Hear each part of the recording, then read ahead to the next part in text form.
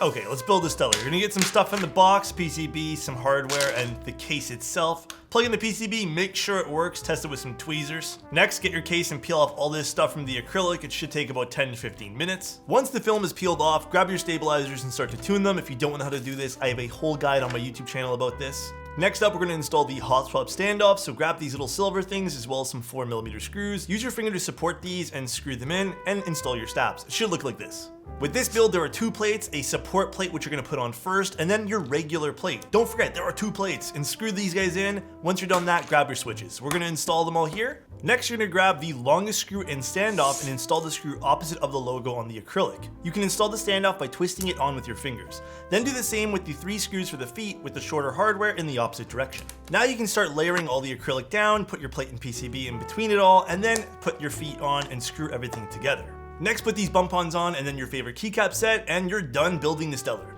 Enjoy!